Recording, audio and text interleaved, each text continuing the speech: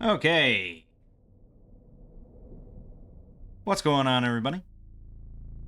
My name is Mang, and today we're going to be doing some more solo role manging. This time we're doing something a little different. We're going to be doing a pre-written adventure, which is not that different. The last thing I did was Abomination Vaults for Pathfinder 2nd Edition. But this is a level 0 adventure. So this is what they call a funnel, or in Shadowdark, a gauntlet. So this is designed for level 0 characters, so they're not even, they're pre-adventurers. They're often like peasants, or like youth of some kind. They're unfortunates that are very likely going to be slaughtered wholesale throughout the course of the adventure. But the idea is, typically, that no matter what, at least a handful of them are going to survive, even if you have to bring in more unfortunates to kind of fill in places. Some of them are going to survive, and they will become level 1 characters at the end, to represent, their ordeal that they went through and survived. So they're very fun. Level 0 funnels and stuff, very fun. Often at like conventions, you'll see stuff like this happen because it's just kind of wacky and wild, crazy. Death just rolls, through, and you just keep going, and you keep kind of trying to survive as desperately as you can. So that's most of my experience actually with funnels, plain funnels, has been at conventions. But we're gonna do it solo. So normally how these work is that each player in a group gets, say, 3 or 4 level 0 characters at the start. So they get character sheets made up for each of their level 0 characters. And then typically you control one of these characters at a time. Now, if you have a not so great DM that doesn't really know what they're doing, or I believe if they're really a stickler for the rules, because I think Dungeon Crawl Classics actually tells you to control all the characters at once. This is not a good way to do it. You want to control one character each, and they're at the forefront. They're kind of the ones that are like have the kind of surge of willpower to take action at that time until they die or escape. You are kind of free to switch, I think, if you want. Some DMs maybe don't allow that. I don't know.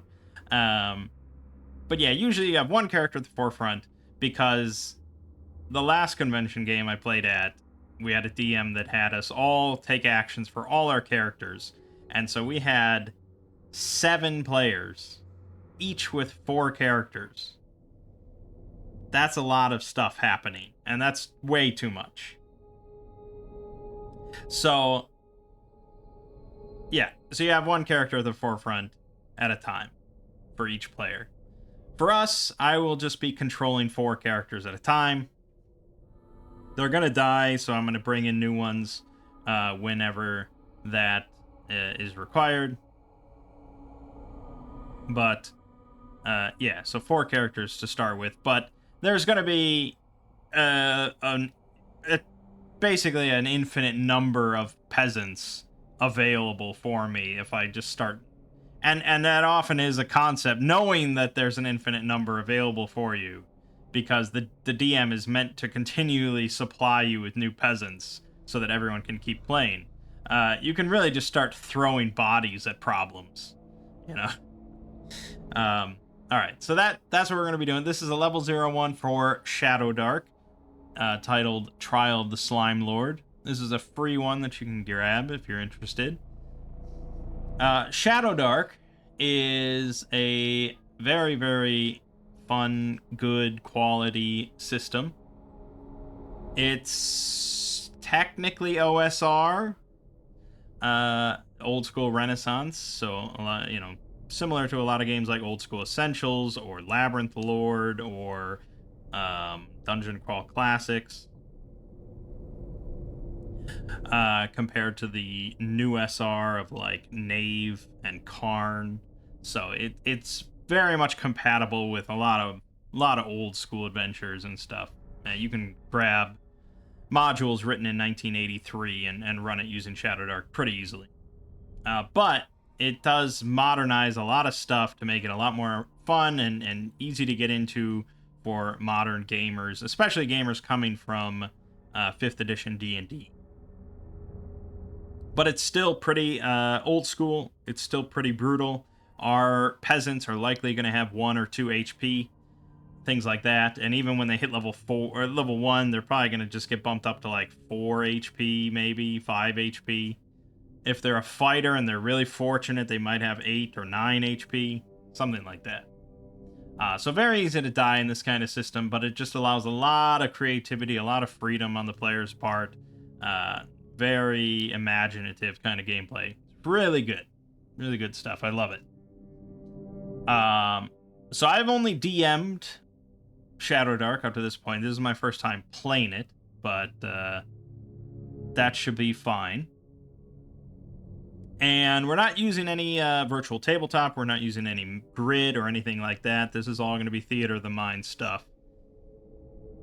So all I really need is the PDFs and a dice roller, and we're good to go. I also have Shadowdark up there as well. We're not really going to be using that. Shadowdark is another free supplement that just provides some rule changes for playing by yourself.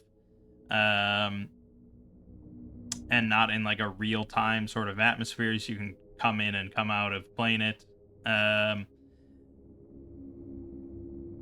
Basically, the only key change that we really care about as far as gameplay for playing solo that they recommend here is that if we ever roll a natural 20, we get a luck token, and we also start with a luck token for each of our characters.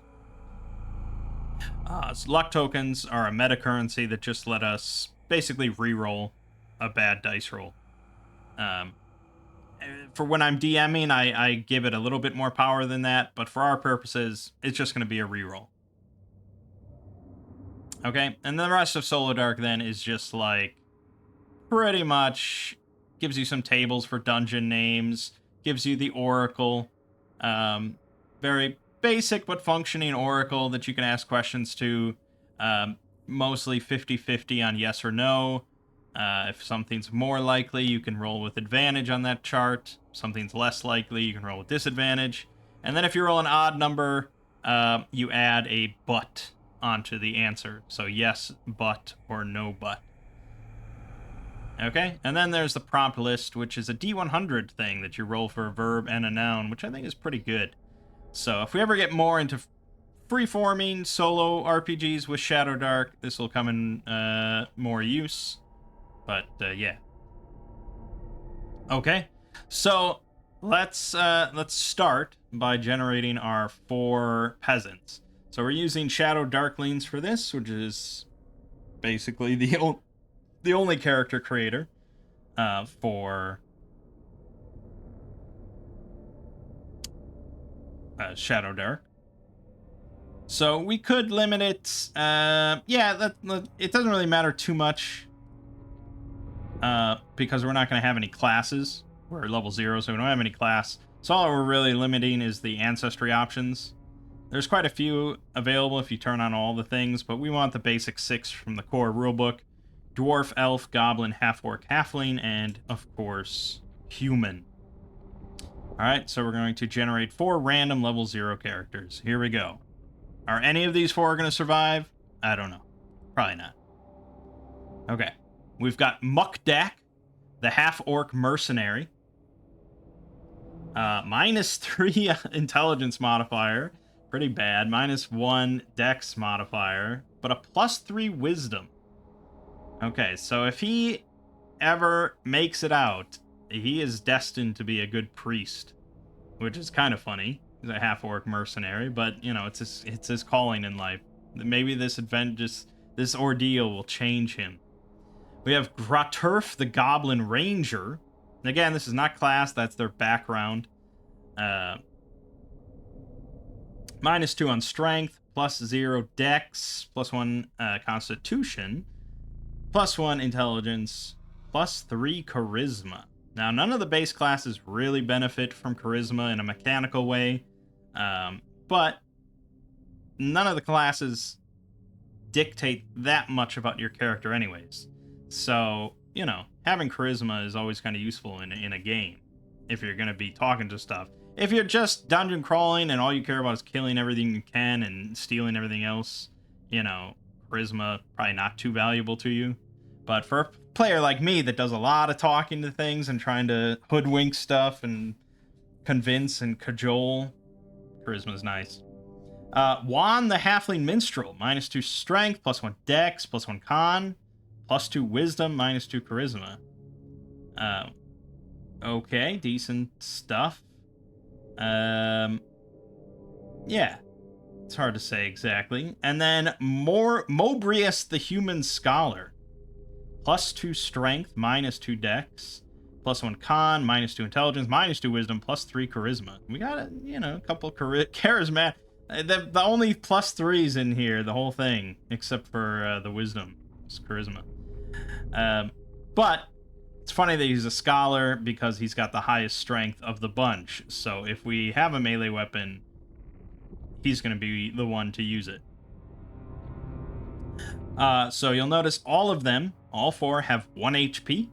Because in Shadowdark, for level 0s, your HP is based entirely on your Constitution mod, and there's a minimum of 1. So even though 3 of the characters have a +1 Constitution, their HP is still 1.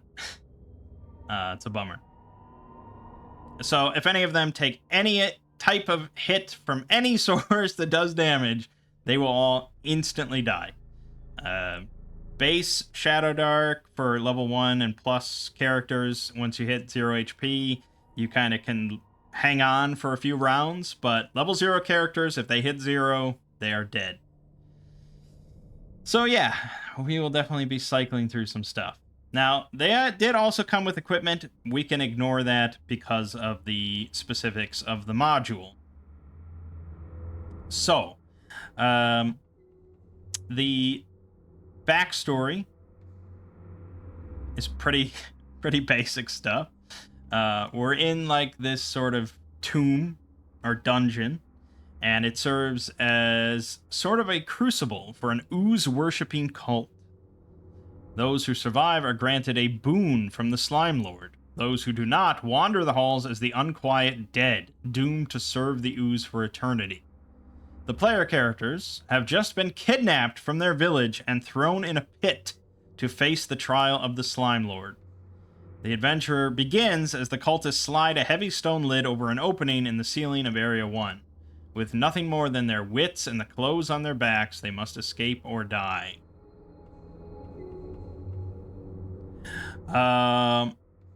So it doesn't really specifically state that they don't start with anything. It just implies it by saying with nothing more than their wits and the clothes on their backs. Which, to me, implies that they don't have tools or items or weapons or anything like that. It's very much going to be a scrounge as we go. And there's going to be opportunities for us to get stuff. So let us begin. We've got random encounters, so in a typical OSR and old school tradition, every so often, in our case here, every 2 rounds of gameplay. How exactly long that is up for debate. I'm trying to finish this adventure in one go, so we're kind of playing in real time here as if we were at an actual table. So, pretty much every 20 minutes or so. In the actual game, the rules, how you're supposed to do it, is at the start of each game, when you sit down at the table, you're meant to roll initiative, actually. And that determines kind of the turn order. And even though you're not in combat, you're meant to go in turn order around the table, and each player gets a turn to do something when they're like exploring a dungeon or whatever. And then after everyone has taken a turn, that's one round. I have not DM'd that way, and it just doesn't feel right to me. I get the intention, because the intention is to encourage players that don't normally speak up and just kind of sit there. It's kind of put them in the forefront and force them to do something, and to make sure that one player doesn't just constantly lead all the action and blah blah blah. I get that, um, but I think a good DM should should kind of handle that naturally without forcing this like rigid turn order. It I don't know. It just seems a little unnatural to me, so I haven't done it, and obviously we can't do that here. So typically, one round is 10 minutes, real time, or 6 minutes, I think maybe. So I'll try to remember to roll random encounters every so often, but if it doesn't happen, it's not that big of a deal. Okay, so area 1. A single torch is lying on the floor, shedding light on the glistening, slime-slick stone walls of this round chamber, and on the terrified faces of a dozen of your fellow villagers. The sound of running water echoes faintly through a foreboding dark archway to the south. Words carved into the archway read, "Welcome to Dissolution. Escape or feed Raka Uku." Okay, so the only thing that we have been given by the cultists, the ooze cultists, is a single torch. And once one character picks it up, that will start the torch timer. And in Shadowdark, torches are tracked mostly in real time. So when you light a torch, you put 1 hour on a clock, and assuming the characters don't do anything that takes like 20 minutes in game and you kind of skip past it, then it's an hour in real time. If the characters do something that takes a certain amount of time and you skip through it and you just say, okay, yeah, that happens, 20 minutes go by, then you just tick down the time on the torch. But otherwise, it's mostly real time. And so we're going to have... who's like the most expendable character that's just going to go in the front?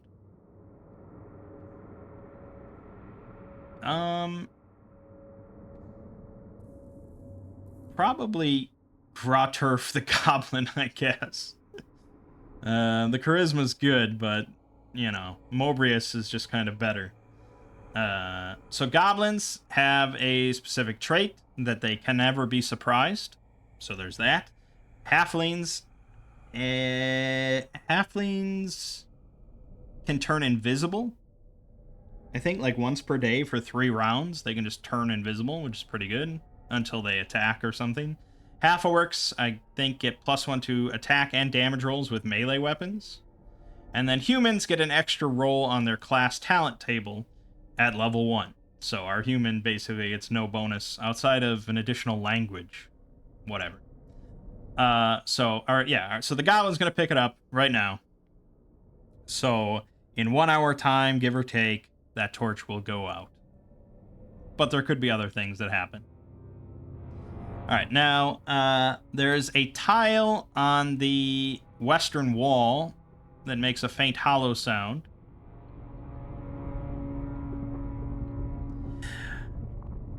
I guess it's a tile on the floor? Yeah, okay, it's a tile on the floor that makes a faint hollow sound. It's a DC 18 wisdom check to find it if the characters examine the floor. I think all this is pretty unlikely. So, and you need a hammer or a crowbar to pry it open or smash it. So, none of that's happening. And if we search the walls, we'd find a torn journal page hidden in a crack.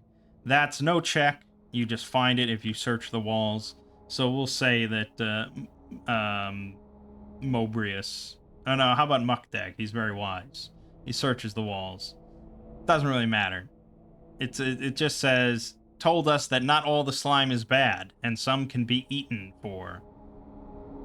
So, yeah, obviously, reading the adventure, I know that you can eat some of the slime. And there's a nice 1d4 table to roll on when you do.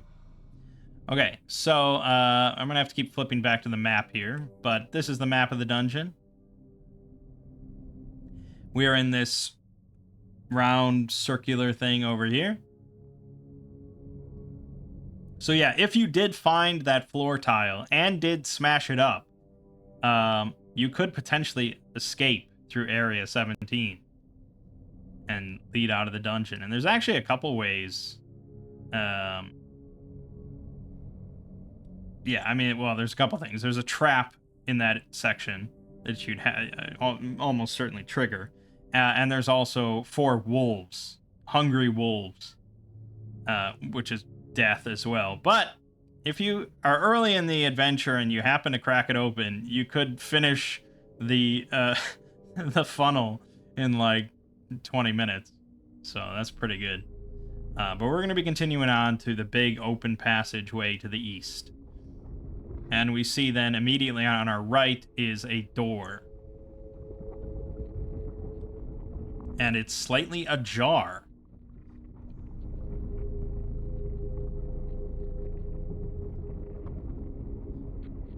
So we're going to have...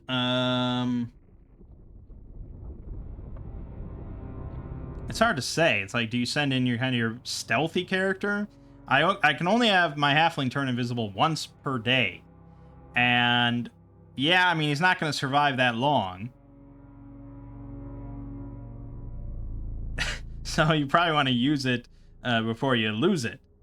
But, or you could send in kind of your toughest character if you need to punch something. But really, we need a weapon. We do have the torch, I guess. So I guess Grauturf could hand the torch over to Mobrius. Or Mukdak. Actually, Mukdak is the only one that's going to get a bonus to the damage roll, because strength does not add to damage rolls. And I've been ruling torches as 1d4 damage. I don't know if that's actually accurate.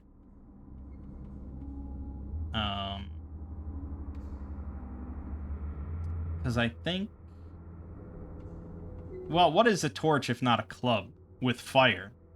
A torch has got to be a d4.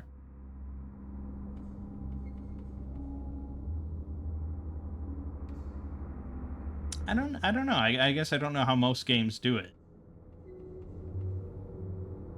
I've been ruling it d4 and I think it's fine. So, yeah, d4. If Mukdak swings it, he gets +1 to the roll, +1 to the damage roll.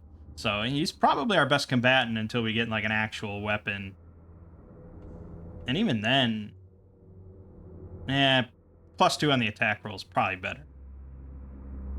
All right, we're going to send Mukdak in with the torch then. And he's just going to... he's not going to kick in the door or anything like that. In dungeons, you don't tend to want to make a lot of noise, because that's how you get things drawn to you. So he's not going to kick anything in. He's just going to, like, slowly peer in and enter. And we see piles of garbage and detritus haphazardly heaped against the walls and corners of the otherwise plain room. There appears to be a few useful items mixed in with the trash, and several sticky, humanoid-sized footprints mark the floor. So the first time we visit this room, which is right now, the Collector will not be present. On every subsequent visit, there's a 3 in 6 chance he will be here, and a 1 in 6 chance he will be asleep. He does not take kindly to thieves. So here's the Collector. This is a halfling that has been here for a long time and has somehow survived. So he actually does have the ability, just like our halfling, to turn invisible once per day. He has a dagger, which we would like to have. And if we just like waited around, and he'd show up, as long as we didn't take anything and he could tell that we didn't take anything, he probably wouldn't attack us.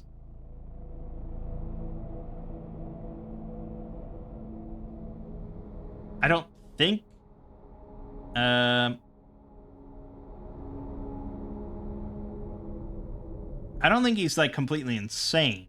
It's hard to say. I don't think so. So I think he would recognize that he's like clearly outnumbered and stuff. He might run. You know, that's probably where you'd want to do like a reaction roll, maybe modified by some charisma if someone tries talking to him. Um, but yeah, it'd be pretty unlikely he would just instantly attack you for doing nothing wrong.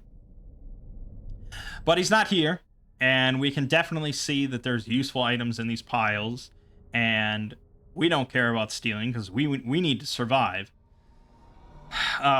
So we're gonna have Mukdak start rummaging through. And it says the first time that a PC searches here, these piles, we get to roll twice on the random gear table.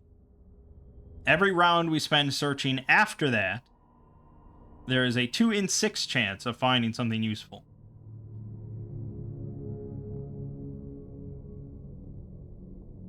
Okay, so let's do the 2 rolls.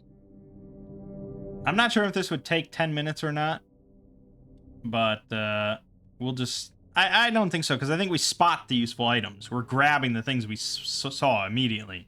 So that's what this roll constitutes. So this is going to be a d20 twice. First thing we find, pick up, is a small shovel. Awesome. I don't know if I would count that. Yeah, I guess I might count that as a d4 as well. A club. Yeah, I guess. It's probably got a metal end and stuff. So, d4. But it's noted that any item found on this table has a 1 in 6 chance of breaking when used. So if we use the shovel for something or swing it, every time we have to roll a d6. And if we roll a 1, it is busted. But we got a shovel. So we're going to hand that right off to Mobrius. So he has a weapon as well. And then our second item is a pot lid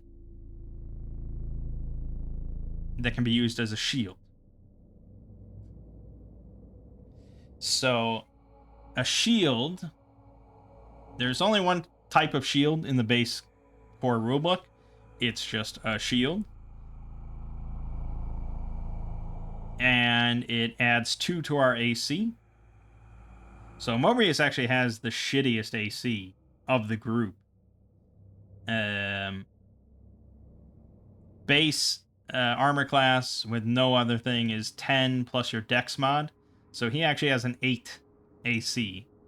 We could give it to Mukdak to kind of to make him a bit more capable, or we could give it to Halfling to make him the most capable and have a 13 AC, giving him the best odds of surviving in a fight. But he's shitty in a fight, unless... You know, I if I were playing, I'd probably ask the DM if I could just find, like, rocks or something around the area that I could throw to try and use my dex mod in some way. But yeah, we'll give it to Mobrius because we want him in combat because of his strength mod. So he's just going to have a 10 armor class now. I don't really know what constitutes using a shield for the chance of breaking. Possibly, I would say, like, if the attack roll was an 8 or a 9 against Mobrius and it misses because of his shield, that counts as using it, which is a pretty fringe case. You know, you could argue that every time he is attacked and it misses, you could say he used it, but you know, it's hard to say. Okay, so that's what we got out of our quick search. Now, we could spend more time.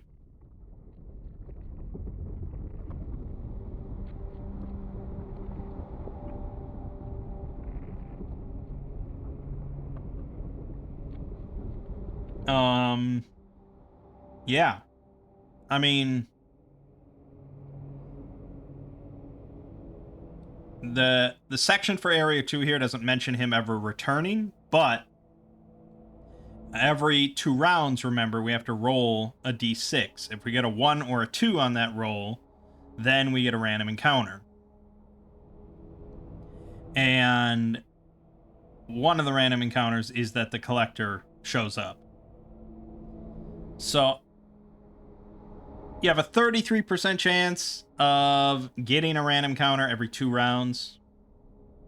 And then most of these are not too bad. I'd say half of them are just fine. And then the other 3 are kind of combat, probably. So there's pretty slim chance of this being bad for us. And I would say it's pretty good odds. Well, hard to say.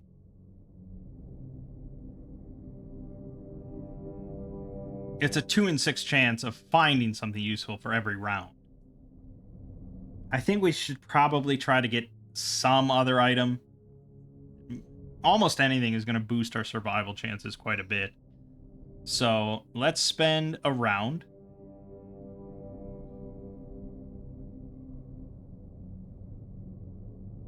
So I started the torch. I picked up the torch on my video timer at 18 minutes. So it was going to run out at 1 hour and 18. We're skipping ahead 10 minutes now. So the torch is going to run out at 1 hour and 8 minutes.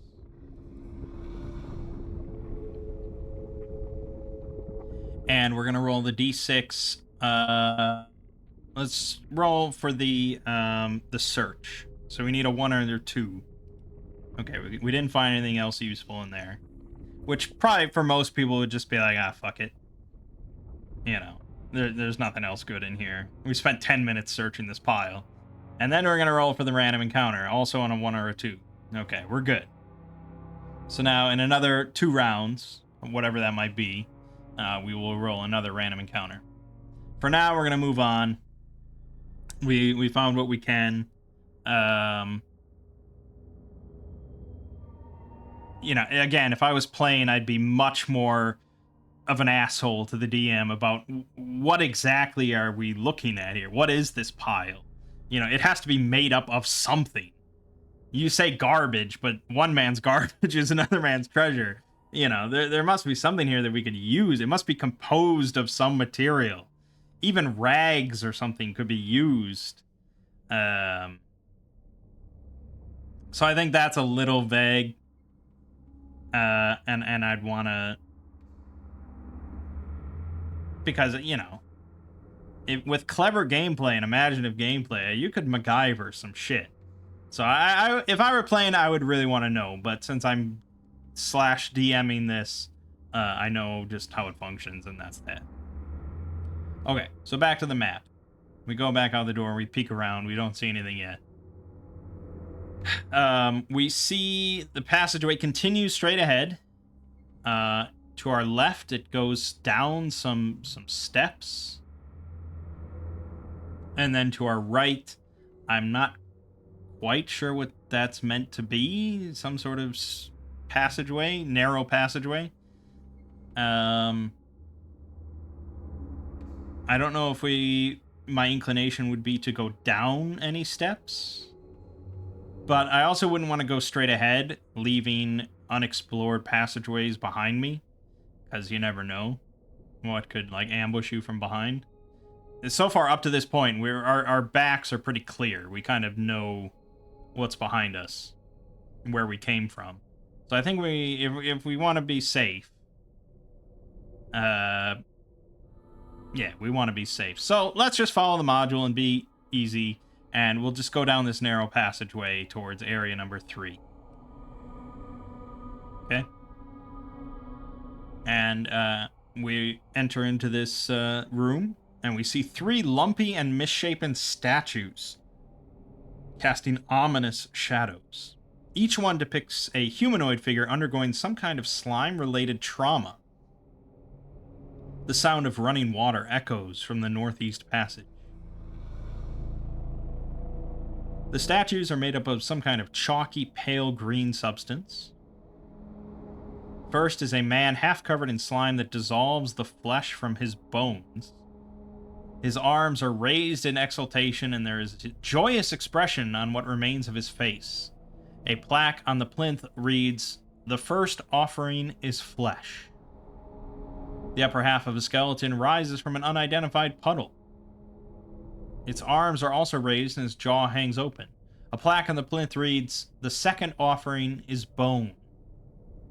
A waist-high pile of ooze with 3 depressions suggesting a face with empty eyes and a gaping mouth. A plaque on the plinth reads, "The final offering is all." Okay, and we kind of, again, Mukdak notices another torn page of a journal that reads, "Doesn't come to that. The first 2 offerings are bad enough, but I don't think we could live with ourselves if we made the 3rd offering. Besides, what living things could we find down there?"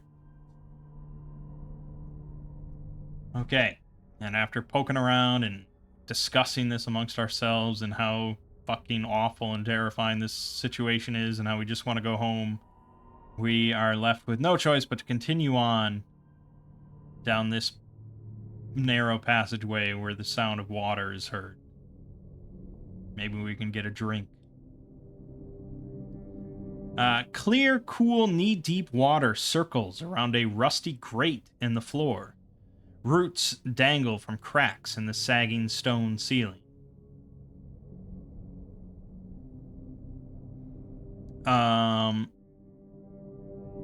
So the grate covers the drain where water flows outside. A few small bones rest on it. So there you go. We've got some bones. Now, small bones, again, I'd probably want a clarification on that. How small are we talking? Are we talking about like a rat bone, or are we talking about like a child's leg bone or something?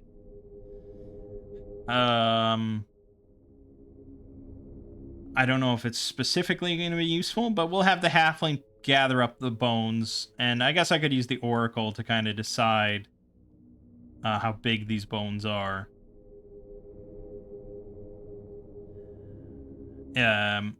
If I can think of any use for any size bone. I mean, I guess if it was a big enough bone, you could use it as a club, but I feel like small bones clearly delineates that. So we can see a tarnished brass key on the other side of the grate, wedged in a rock. But removing the grate looks difficult. We don't have any tools outside of our shovel. So we probably could make an argument to use the shovel. But we don't know what the key is for, even. We don't know if it has any value to us, whereas we know the shovel is going to have some value. So we'll put a pin in it. You know, we'll keep this key in mind, but I don't think we want to go for it just yet until we come across a locked door.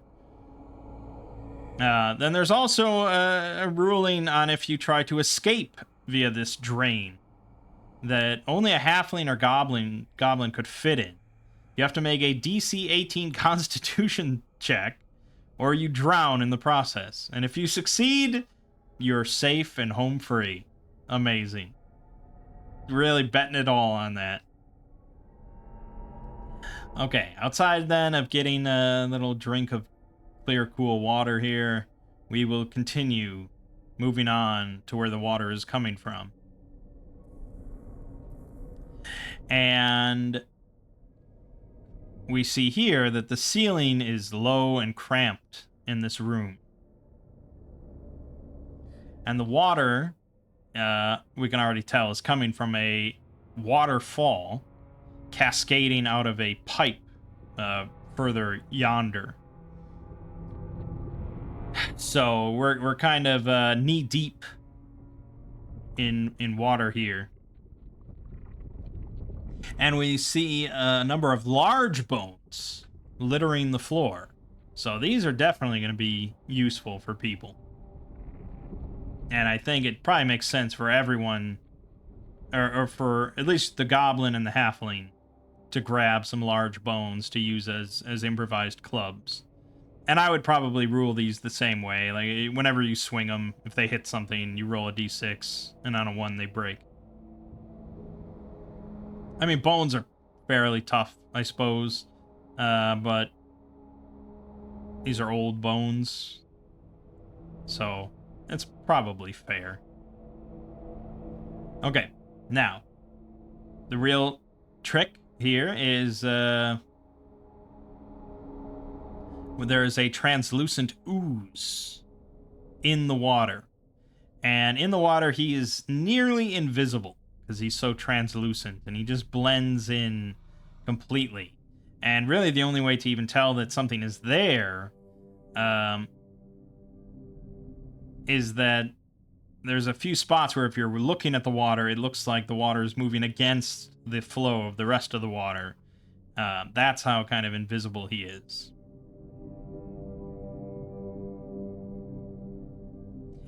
So this thing is going to be practically impossible to notice. So I'm going to give Mukdak a wisdom check just to be nice. And if I were DMing, I would probably let whoever has the highest wisdom roll just to have it. Even if nobody says that they're specifically examining the water. But the DC for this one is going to be 18. It's going to be very difficult. So let's roll a d20. Add 3 to it. All right, he rolled a 3. Now, he could use his luck token here, because they all have one.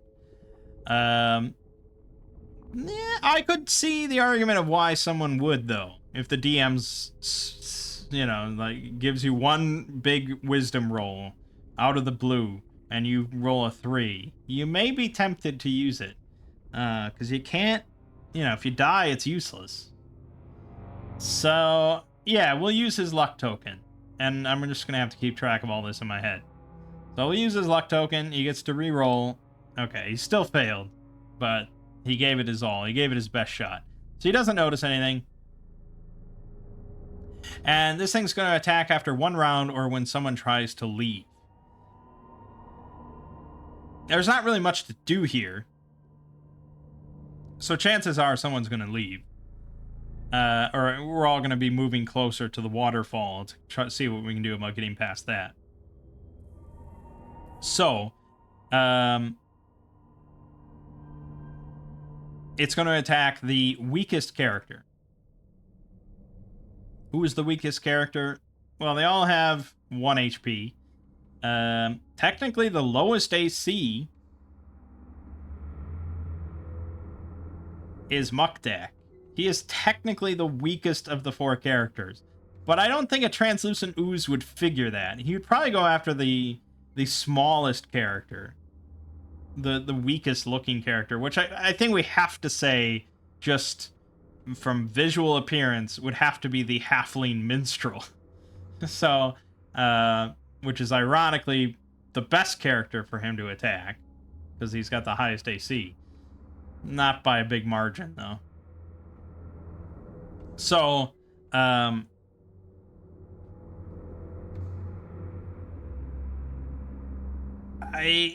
not quite sure how you'd adjudicate this, but I think it would just be a straight-up surprise attack. There is rules for surprise.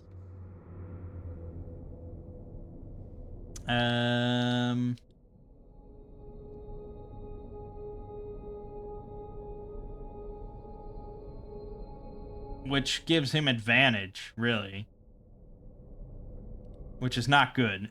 It practically guarantees the death of our halfling. Because he has to roll under an 11 twice. It's pretty unlikely that because any amount of damage kills all these characters.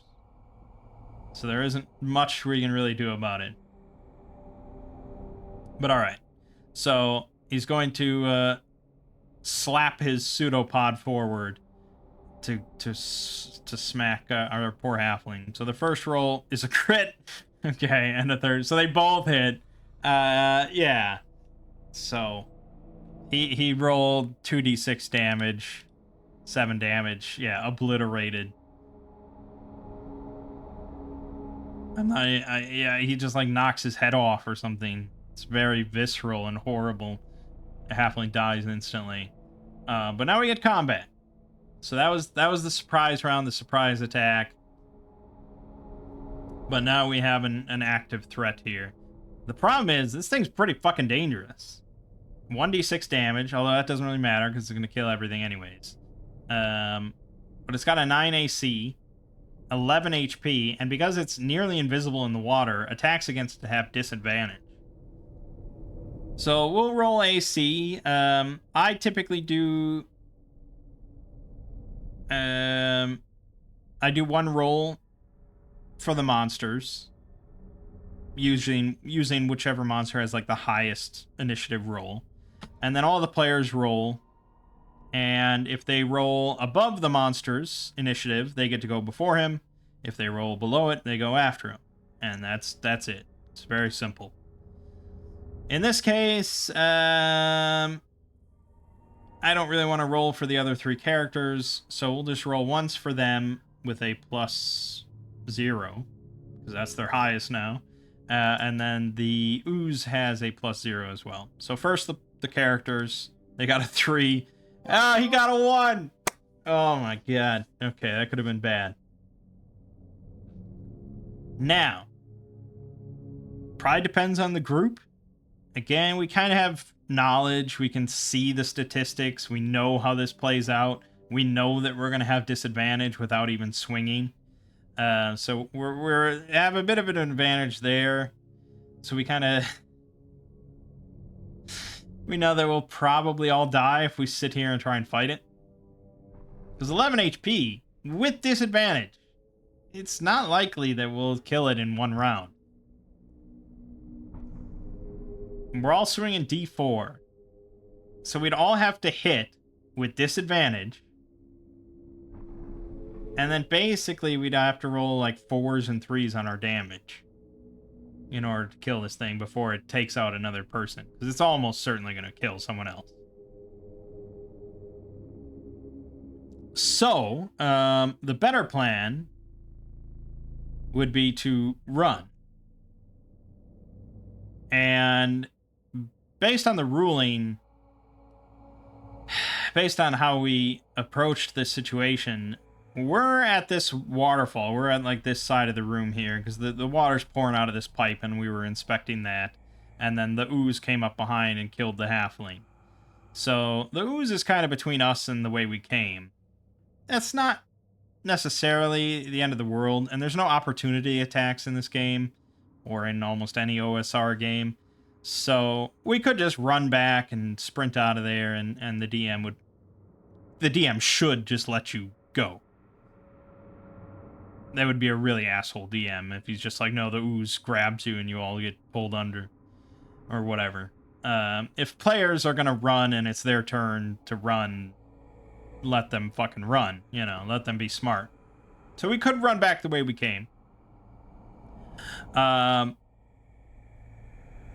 Or we could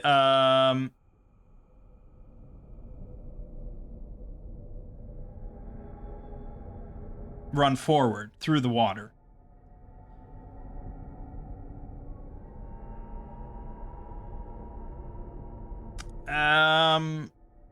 Yeah, there's upsides and downsides. Running into an unknown situation is typically the worst option.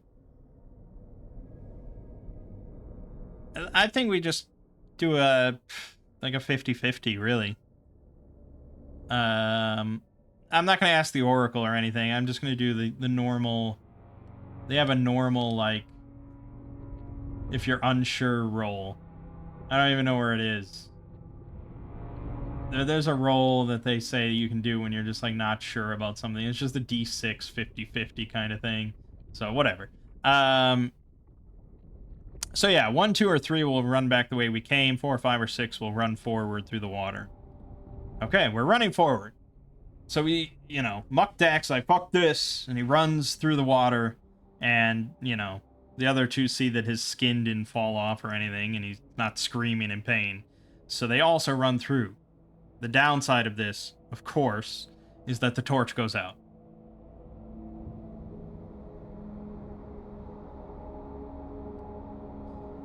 It's such a downside that I'm almost, like, rethinking my decision, because it's really bad.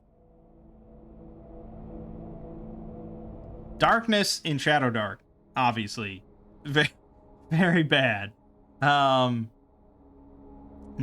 ancestry. no of any kind, and really no spell of any kind, gives you dark vision, gives you a way to navigate in the darkness in any way. You always have to depend on a light source. So whether that's a torch, a lantern, or a light spell, um, it's a resource that you have to have. And if that fails, for whatever reason, you run out of torches, or something breaks or goes out, and you're plunged into darkness in the middle of a dungeon, this is very bad. Every single action you take, including trying to light another torch or something, is done with disadvantage. So we are. So, Muckdack's in this room. He's looking around real quick. That's probably what I would do if I was DMing. I'd be a little nice to them, because they obviously didn't think about the torch going out. In this case, I knew the torch was going to go out when I when I made that roll. But I'm trying to, play it as if these characters are there and they're kind of idiots. Because they are. They're dumb peasants. None of them have good intelligence. But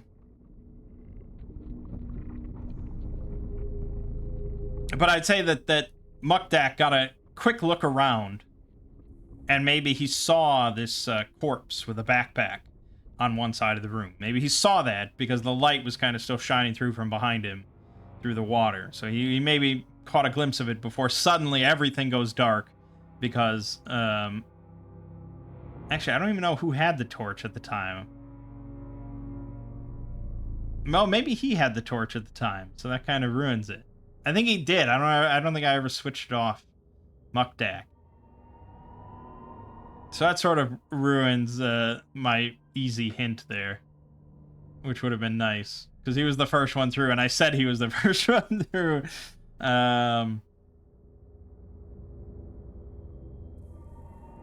In that case, probably the other two, seen that the torch went out. No, they wouldn't even really have much of an option. Trying to run back through the water in the darkness, trying to navigate while they have the fucking thing there, that's not going to happen. So really, they have no option other than to just follow the sound of Muckdack, like, swearing. And the sound of the waterfall in front of them. And so they all rush through, and they're all in the darkness.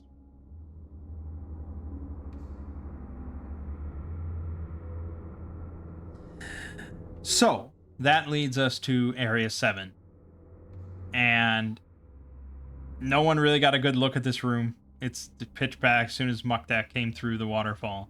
So all they hear is the sound of the waterfall and some, like, dripping sounds.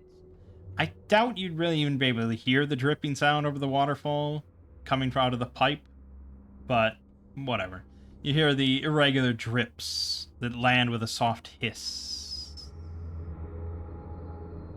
So... There's drips that are actually acid. So you have to take a DC 12 dex check, or you take 1d4 damage.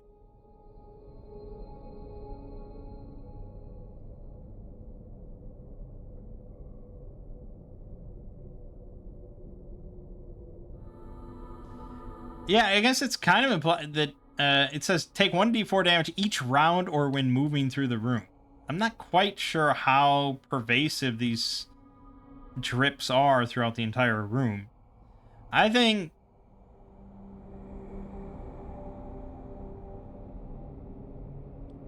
It seems a little brutal, honestly, for like a level 0.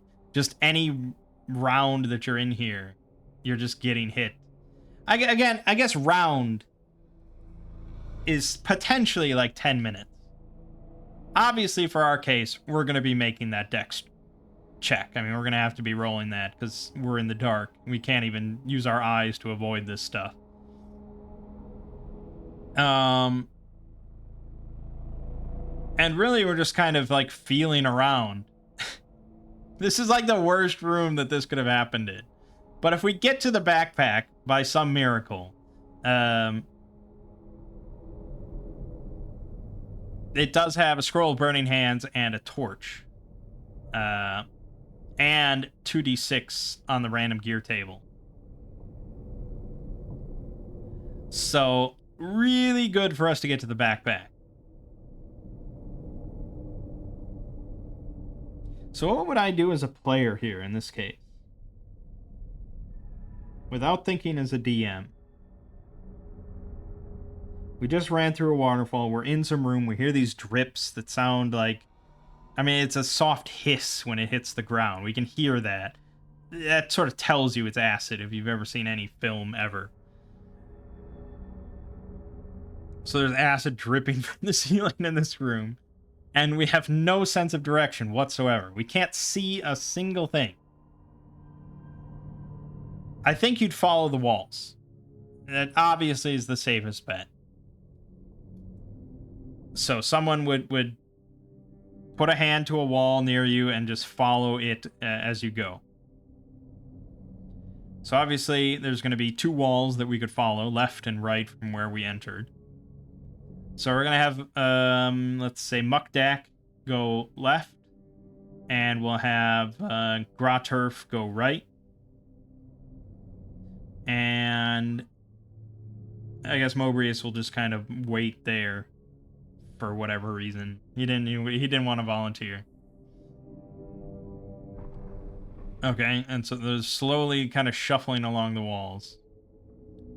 I don't think the skeleton is...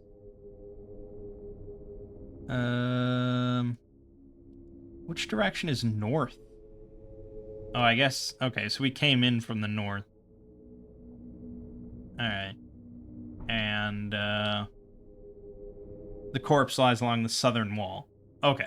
So, Graturf will reach it eventually. Yeah. He'll bump into it. Whereas Muckdack will continue traveling into, number 8. The offering chamber.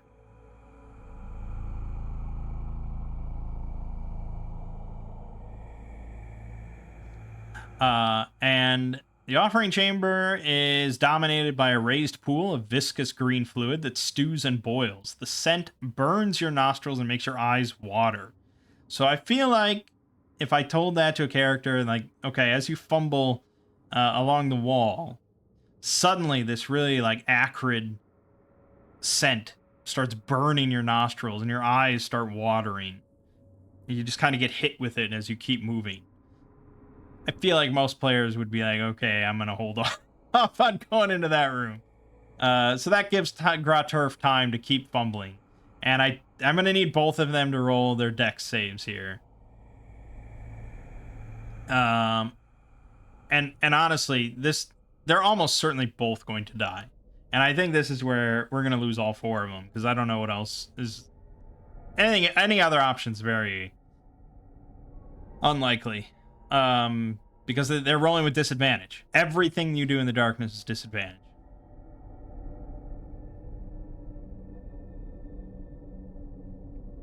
This is okay, because it's just a very kind of informative lesson here of don't let your fucking torch go out.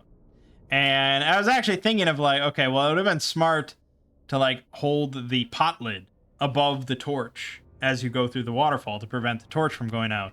But that was before, when I was not thinking about this ooze that was attacking them and slaughtering them and they were going to sprint through.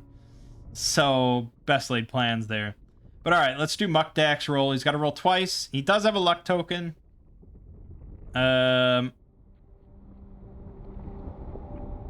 Which lets you re-roll. I don't know if that would nullify the disadvantage if you'd re-roll with disadvantage, or if you just re-roll one of the dice rolls from disadvantage. I don't know. But let's just roll. He rolled a 1 and an 8. I guess we're gonna be nice. I tend to be a nice DM, actually. I probably tend to be a bit too nice to players, but you know, if everyone's having fun, it's all good. So we'll give him the full reroll with disadvantage. Damn, he almost had it. Okay, so he gets burned horrifically as he stumbles back from the horrible smell that burns his eyes. He gets hit with acid and dies instantly. It bores through his skull and kills him. Okay, Graturf. Here we go. Actually, Mukdak might have already... He did spend his luck token. He cheated. That's alright. A 2 and a 12. Graturf will spend his luck token. A 13 and a 20. Alright. He actually did it. He survived. He dodged the acid through his intuition. Amazing. And he rolled a 20. So... he didn't, though. Disadvantage. Dude, I would give him his luck token back. Again, I'm a nice DM. I would give it back to him. Because, goddamn, the odds were stacked against him, and he persevered. I'm not going to give it to him yet, though. I would give it to him once he finds the torch and lights the torch, because then that's like, yes, you did it. We'll see if he does it. Okay, so he keeps moving, dodges the acid, and he bumps into a corpse. He bumps into something on the ground that kind of shifts and it clatters a little bit. So he starts digging around with his hands. Pretty easy to quickly tell that it's a corpse. You can probably smell the corpse as well. It's been here for several months. But the acid probably scorched all the flesh off, so it might just be a skeleton. I don't know. Maybe there's loose bits of flesh still on there. He's got a staff in one hand and a polished piece of hardened black ooze in the other. Okay, so a staff. That's definitely a weapon. That is 100% a weapon. It's a two-handed weapon that does 1d4. But it won't break every time you use it, so that's kind of nice. And then the backpack. And he rifles through the backpack. And he finds...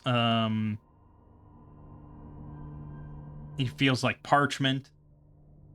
He feels a piece of wood. And then he gets to roll twice here. Wait a minute. Oh, okay. Oh, this one's actually... It's not a D20. What was the first one? D20? Okay, the first one was a D20 in the collector's room. But this one's different. This one is specifically 2d6 rolls. Okay.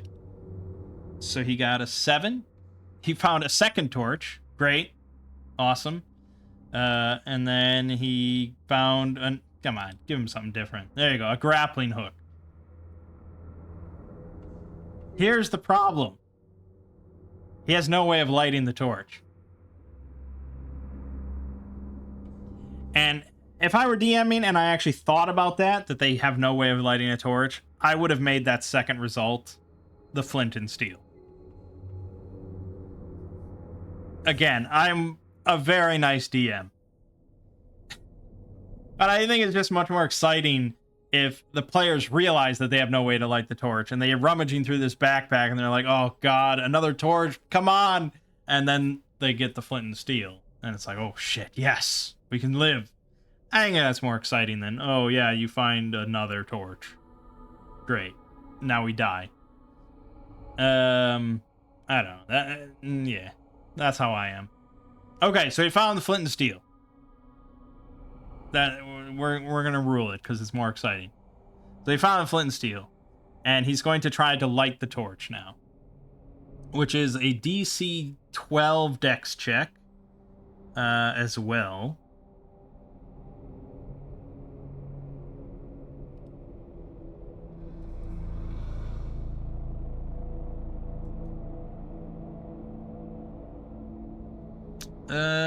I'm not sure where it mentions that, actually. But I'm almost certain that's what it is. Yeah, I don't remember where that's stated.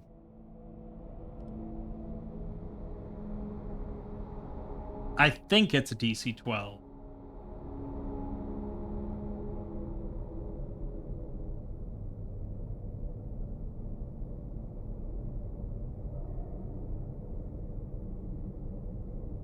Oh, also the environment becomes deadly, and you have to check for a random encounter every crawling round. So let's do this roll. If he fails, but regardless of the result of this roll, I'm gonna roll to see if there's a random encounter. So let's do his DC 12 Dex check. Again, he has disadvantage on this, so he has to pull off that feat once again. 16, 17. Fucking Graturf. I hope he lives. What a boss. Okay, so the strike of flame and illuminated. And their eyes, you know, they're kind of blinded, Mobrius and Graturf, for a moment. And then they see Mukdak's smoking corpse nearby. They didn't even realize that he died. But they have light. And now we're going to roll the 1d6. So now we have light. So, well, yeah, 1 or a 2. Okay, it's a 2. So we're getting a random encounter. This is another d6. We got a 1. Raka Uku shows up. The necromantic gelatinous cube. And it attacks immediately. So this is actually the big boss of the entire gauntlet. Here are its stats. AC of an 11. HP of 24. It's got an attack, plus 4 on the roll, 1d8 damage, plus engulf, but that doesn't matter because you're going to be dead. He's necrotic, so any creature that dies while engulfed becomes a jellied skeleton. I don't know if you become that if you die from the initial hit or not. He takes half damage from any stabbing weapons. And there's 1d3 jellied skeletons inside of him. Each round, there's a 1 in 3 chance one escapes and enters the combat. Obviously, quite vicious. Typically, I would say it's unlikely you're going to kill this thing, even if you're all working together. But there is a special weapon in the dungeon that is designed basically to kill this thing.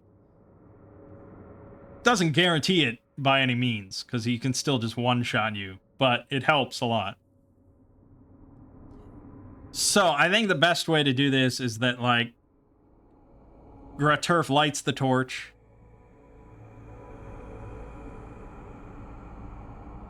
And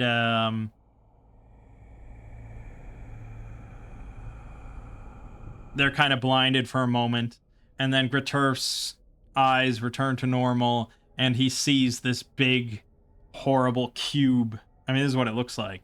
So he just kind of sees this looming behind Mobrius, who's still standing in the entryway to the room. And he sort of screams for him to move. And so I don't think we're going to give it a surprise encounter. Again, I'm just pretty nice. I'm pretty nice. Chances are all 4 of these guys are going to die anyways, so I'm pretty nice. And, oh yeah, I'm giving Graturf his luck token back. So both of them have luck tokens. No surprise. And we're going to roll initiative. So Graturf has a +0. Raka Uku actually has a +1 for this roll. The characters is a 4, and oh my god, again this happened. So a 4 compared to a 3, just narrowly. Graturf and Mobrius get to go first. And the plan is pretty simple, and that's just to sprint across the room to where they can see Mukdak died. You know, that's kind of ominous, and it's very possible they will die to whatever killed Mukdak. And they probably will. But it's the only other option compared to standing down this cube. So they're going to sprint over there. And they're both going to have to make the DC 12 Dex check. So we'll do Gruturf first. Okay, he failed. He'll, of course, spend his luck token, because we know that it's death otherwise. There you go. 19. So he bobbing and weaving through the acid drops. Made it to the other side. Mobrius, he will use his luck token as well. He rolled a 1. So that's that. He is not so lucky. And he goes down in a horrid scream of pain from the acid. And I'm sure Rakauku will devour his corpse. So all we got is Gruturf. And this is unfortunate. This is a part of playing solo. If we were playing normally, every player would always have a character to play as. So if you were playing with 6 players, you'd have 6 characters in play at all times. And if someone ended up with no characters, they would immediately get more added so that everyone can keep playing. But for us, we only get new characters once we run out. So we're down to 1, and we only have the 1 until he dies, and then we can get 1d4 more. It's a little tricky, but he's sprinting into Area 8. He gets hit with the acrid scent, making his eyes water.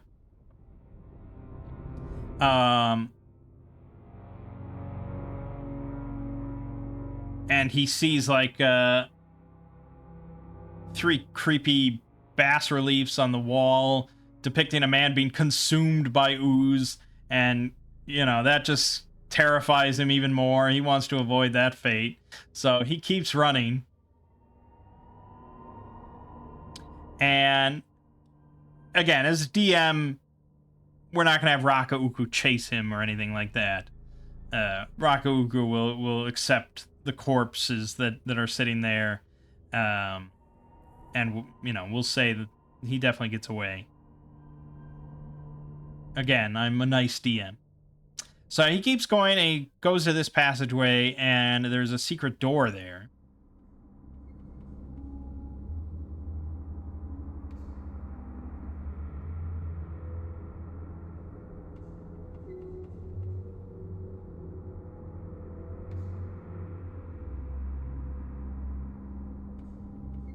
And it doesn't mention the secret door.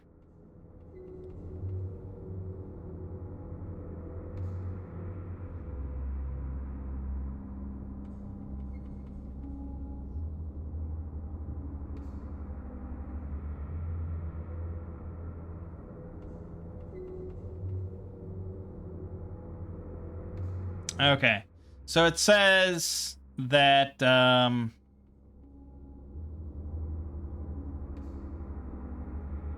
so the pool is used for an incantation, which is part of the way to open up the main doors to get out of here. But it says once you complete this ritual, the door to Area 15 also opens, which implies that it can't be opened if you don't complete it. But in Area 15, it says that you can press a couple stones to open the door from the other side. So I guess if you're in this room, there's no other way to get out except the way you came in, which is pretty bad.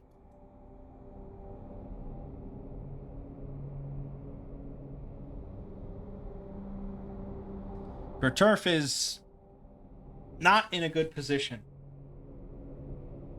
Not in a good position at all. Rakauku will eventually move on. Yeah, he will.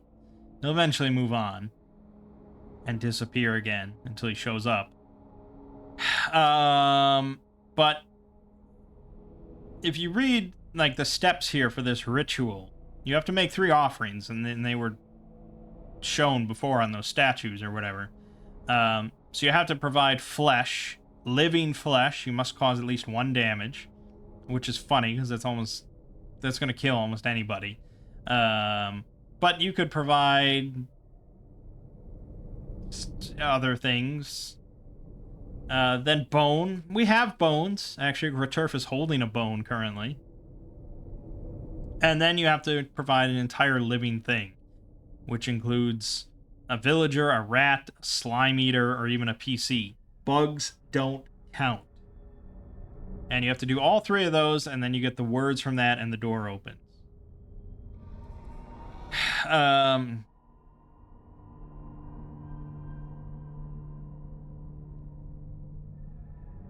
So again, this is where it's kind of unfortunate, because if we had more characters, it would just be like, well, you're the chosen sacrifice. Get in there.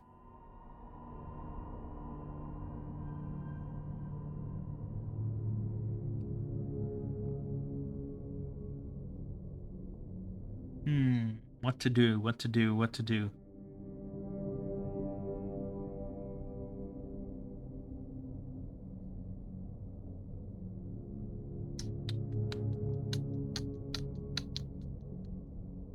I guess I'm gonna wait for Rakauku to move along.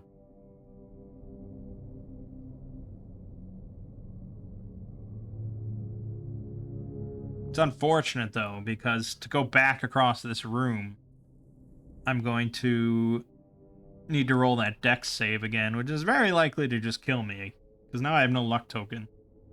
But there isn't many other option.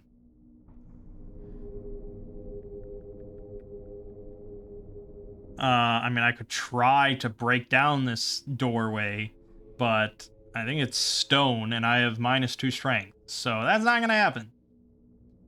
So we'll wait for Rakauku to go on. That's another 10 minutes. And we're on a different torch now, so I'm not really keeping track of it too well.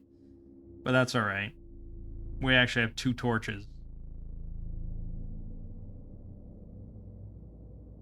So I think his whole inventory is 2 torches and a large bone. But, so yeah, so we'll say 10 minutes goes by. Rakauku, we peek around the corner and he's nowhere in sight. So he's going to make his next sprint across the acid drips. He rolled a 3, and that's the end of Graturf the Goblin. Okay? It's sad, I know, but that's kind of how it is. Like I said, there was no way, really, we were going to make it through this with any of our initial 4. That's very unlikely. Even though we were reading it and we know the adventure and stuff. It's still just, the odds are heavily stacked against you. But we get 4 more. Okay, we got Gutung, the half-orc scout.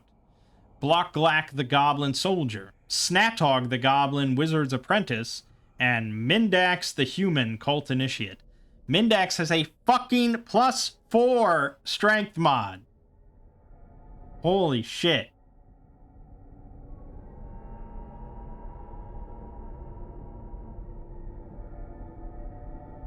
Unfortunately, -2 dex mod, -2 con mod, -1 intelligence. Not so hot, but a +2 wisdom.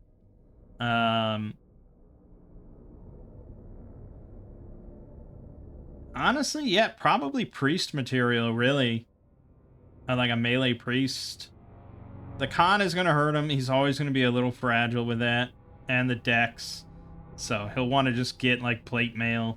And maybe he'd be good with, like, throwing axes, actually. Because I think throwing weapons you can use strength or dex. Oh, no, throwing is just strength. So yeah, he would actually be really good with javelins or daggers.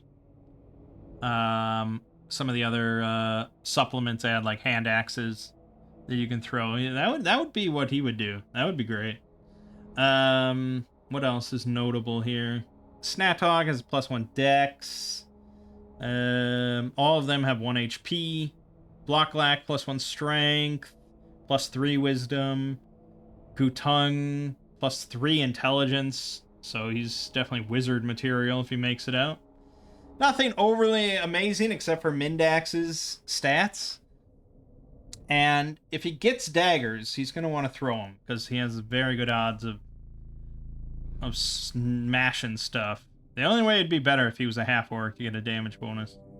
But that's fine. Okay, so they're also going to get dumped down. We're basically starting over. They get another torch thrown down. And due to the way that this is refreshing, technically none of these characters would have any knowledge of everything the previous characters did. Whereas in a normal funnel, you know, you would have a continuous kind of supply of characters. You would always be aware of what you've done. So we're going to save some time and just assume magically these characters also know what we all did. So, new torch, new timer, all that stuff. We're continuing through. We could poke back in with the collector. He might actually be in there now, and he does have a dagger. So this is a bit meta. This is a bit metagaming. But if we could get the dagger from him.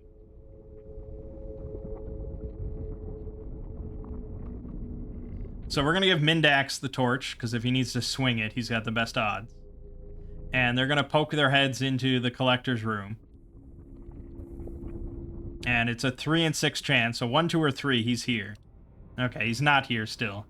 They're going to take the time to search. So you're going to spend 10 minutes searching here. They've got a 1 or 2 chance. Okay, they found something.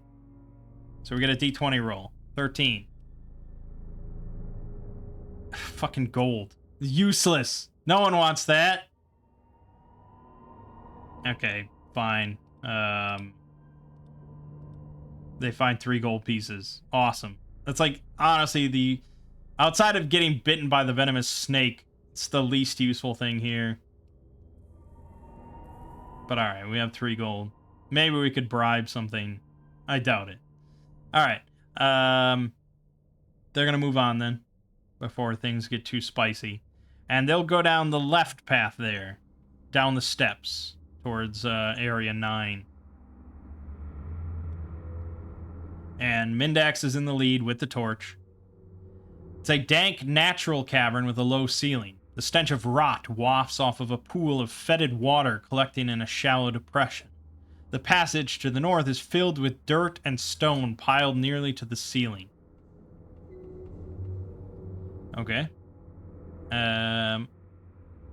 So examining the pool of fetid water shows that it's filled with mud and detritus. So we could search here as well. And I guess we'll take the time.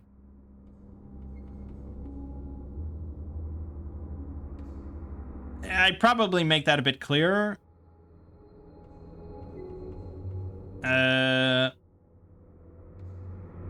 players, like new players, that like, oh, you know, there might be something in there actually. It's kind of a similar garbage pile to the other room. So we'll spend 1 round. We are gonna have to do a random encounter check here, but the first roll, okay, so we didn't find anything, and we didn't get a random encounter. But our torch now has only 40 minutes left on it. 4 rounds. Or no, round is like, yeah, I guess. Yeah, something like that. 4 rounds. All right, so the passageway is completely caved in. It would take 15 PC rounds to clear. So basically 15 characters spending a round, or like 8 characters spending 2 rounds, 4 characters spending 4 rounds. And then each round there's a 1 in 6 chance of another cave-in that could just kill you all. Right. So other than that, there's not much here. So we're going to go back the way we came, continue down the passageway. And there is a secret door here to Area 16. Right, that's 16? Yes. It doesn't mention the secret door.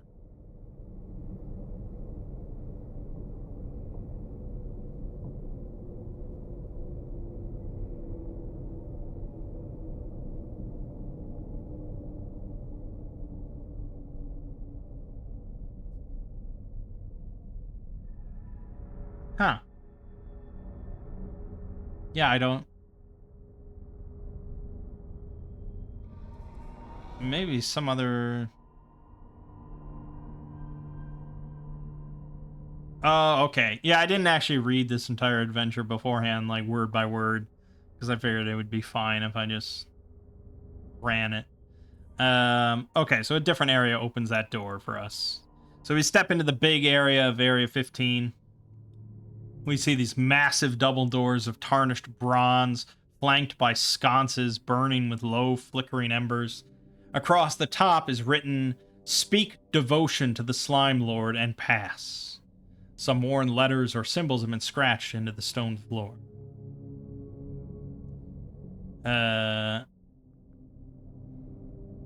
So the letters on the floor... Someone once scratched the entire incantation in the middle of the floor, but it was hastily removed. Only the first 2 or 3 letters of each line remain. Okay. So you'd see like O, S, D, K, and basically. Okay, so there's the secret door to Area 8 here that we could open up. But, we'll leave that for the moment because it's not crucial that we go in there just yet.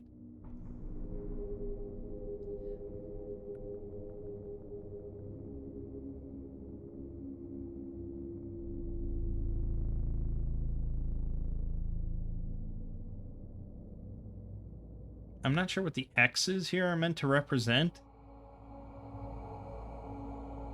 I'm not quite sure. But yeah, there's another narrow passageway, so we're going to go that way to Area 14. Coming from Area 15, there's a 40-foot drop into a small round room. The walls sweat a thick, sticky mucus that runs down onto the floor. A body lies in a broken heap next to a frayed rope.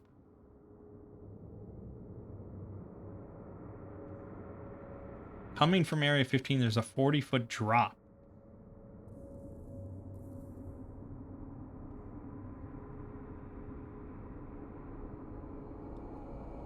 What exactly does that mean?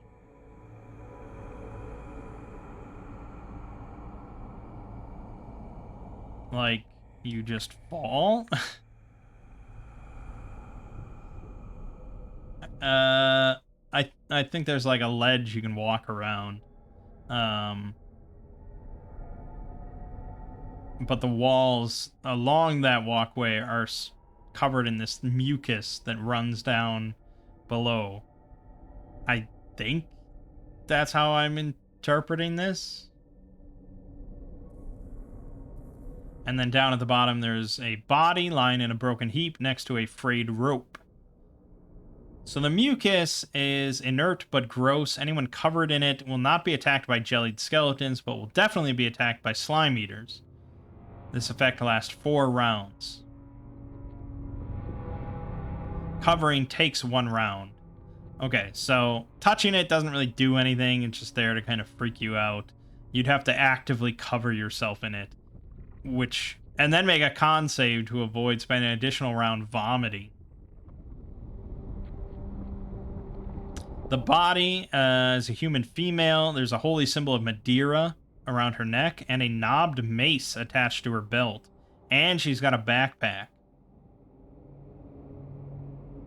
Damn. That's tricky.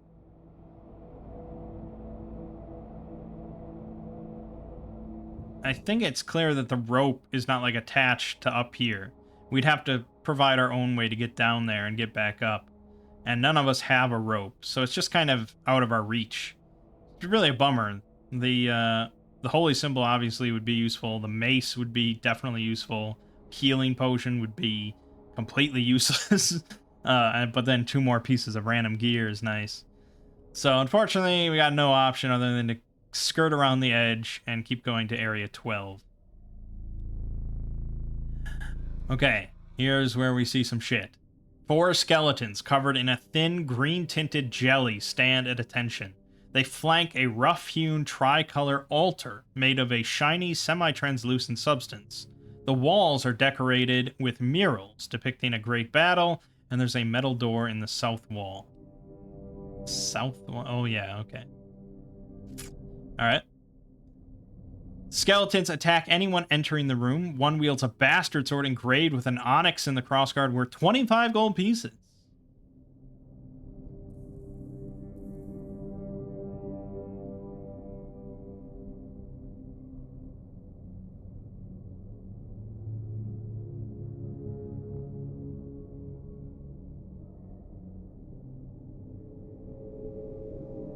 They're immune to morale checks, and they attack anyone who enters the room. Now, it doesn't say that they ever back off.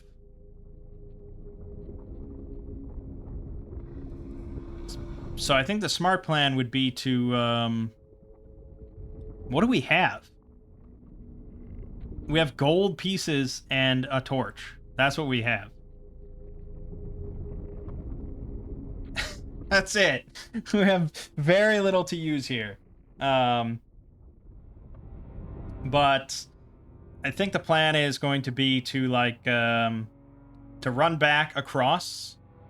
Or not run, but to move quickly back across the ledge.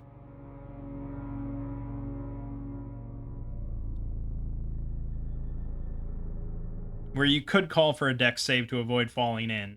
And again, when everyone has a lot of characters to spare, that's probably just the fun way to do it, to see if anyone falls down and, you know, smashes their head in. But time is ticking here, and, you know, we're moving along. So we're just going to say we get back, and the skeletons are hot on our tail. And then the plan is going to be to kind of just wait here as they come across, and then just, like, poke them with the torch, and to just, like, shove them back and shove them down the hole. That's the plan. So that's what Mindax is going to do. He's going to wait there, because he was the first one into the room, so he's the last one to get back across the ledge to the other side. And he's just going to wait around that corner and shove him. That's the plan. So if he succeeds on the first one, then he can try on the second one. If he succeeds on that, you know, you can keep going until he fails, and then we enter some problems. Because then the skeleton's going to swing at him. But I'm giving him kind of like the readied action here. So let's roll a d20. It's just going to be an attack roll. The skeletons have 11 AC, so he needs to roll a 7 or higher here. He rolls a 4. Well, use your fucking luck token, man, because come on. All right, there we go. 15. And he's not really trying to do damage. He's just trying to push. So damage doesn't really matter. And you, again, depending on the DM and stuff like that, yeah, you probably could give the skeleton a dex save. But I think, again, you want to reward clever gameplay. And he succeeded on the attack. So, you know, just say fuck it. We are, with this plan, if we completely succeed, we are missing out on the bastard sword +1. Or no, it's just a bastard sword, I think. It's not a +1. The skeleton gets +1 to the roll because he has strength. But yeah, so okay, we shove the first one down. Then the second one comes up. We're just going to repeat the process. There he rolls a 10. So he actually fails. Of course he does. And no luck token to save the day here. So now the skeleton is going to return the attack. So this is just a... It's a +1. It doesn't really matter whether he's swinging the sword or not. Or which one has the sword. It doesn't matter. So this is just a +1, and he needs to get a 7 or higher. Of course, he rolled a 19. So Mindax loses his head. And the torch clatters to the ground. That's pretty bad. That's certainly pretty bad. No one else has a weapon, so someone else is going to have to... we really should roll initiative at this point. Because Yeah, that's a pretty major thing. Because either the skeletons, the other three, will move into the hallway where they are, or someone else could pick up the torch and maybe continue the plan. So let's roll initiative. We're going to get a +1, and they're going to get a +0. So our roll is a 13. Theirs is a 10. So we do get to go first. So we're going to have Block Glack, who's got the best odds of this plan working, with a +1. It's way worse. Mindax, again, to get a +4 on a stat, you have to roll 6 3 times on a 3d6. So it's a perfect roll. It's the only way to get a +4. Very uncommon.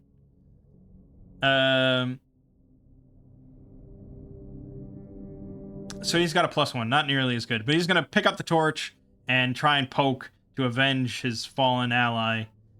So unfortunately, he needs to roll a 10 or higher. So he's got a 50-50. But he does have his luck token.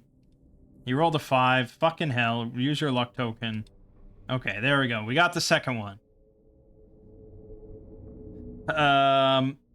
Here is where the initiative system would sort of break down, because then the skeletons would get to go on their turn and step up and attack, if I was going to be a stickler about that.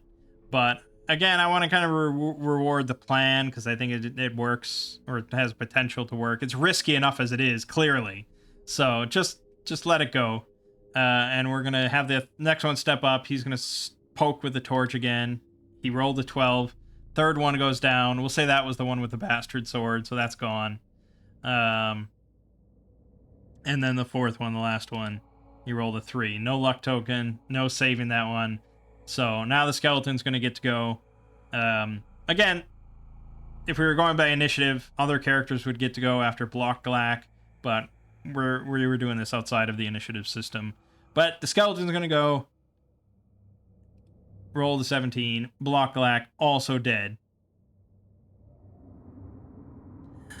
So, we're down to 2. Unfortunately, Gatung is gonna grab the torch that has been quite useful. And he's gonna attempt his all. He's got to roll an 11 or higher. He didn't. He's gonna use his luck token. He didn't. The skeleton tries to grab him with his acidic touch. Kills him as well. All we have is Snatog the goblin, who very well could run away at this point, because that would be the smart thing to do. But he believes in Mindax's dream of this plan working. So he's also going to pick up the torch. And he got it. He got it. Even with the -2, he just barely got it. Okay, and the fourth skeleton goes plummeting down. And we're down to 1 character again, unfortunately. So he goes back into the room.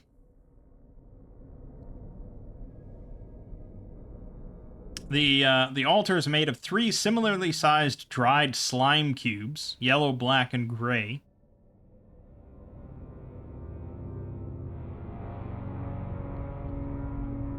And you have to get 3 chunks of hardened ooze and place them on corresponding parts of the altar to melt it into the block. And then the door to Area 16 will open, which contains the legendary Warhammer of ooze smashing. Then the murals show various slime creatures prevailing against a human army led by a sinister-looking warrior wielding a large warhammer. The door is locked. Wait a minute. So I think that's the metal door that's locked, because that's the armory, which obviously you're going to want to get into. So it's got 2 spears and a short sword. Badly damaged shirt of chainmail that functions as leather armor, and a horned helmet, which is the trusty helm. Grants advantage to avoid damage from the corrosive drips. Pretty nice. But that key is the one that's stuck in that drain, in the grate. So you got to get that grate open, or somehow finagle a way to get the key out. And that's the key for that door, which is pretty good. So now we would know that it's kind of useful.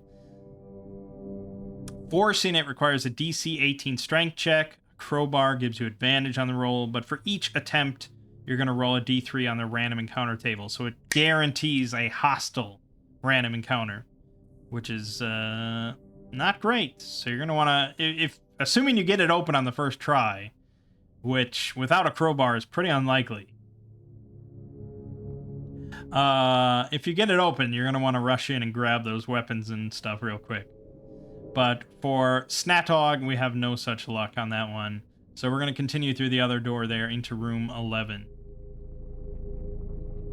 The consumption chamber.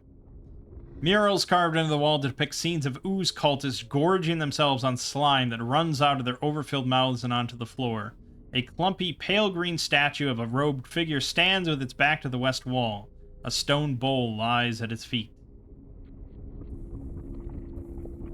The statue holds an amphora from which a trickle of orange slime continuously flows into the bowl. The bowl is filled with orange slime, and the slime is mostly harmless, but consuming it causes severe hallucinations for 1d4 rounds. The walls seem to melt and flow, and other people's flesh turns into translucent jelly. The murals also come alive, and the formerly indecipherable runes form the first part of the incantation needed to open the doors in Area 15.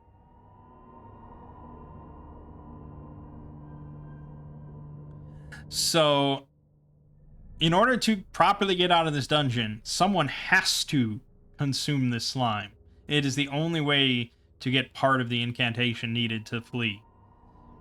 So, I feel like most players are not going to consume this shit. Even with that note you find at the very start that's like, oh, you know, we might have to consume the orange slime.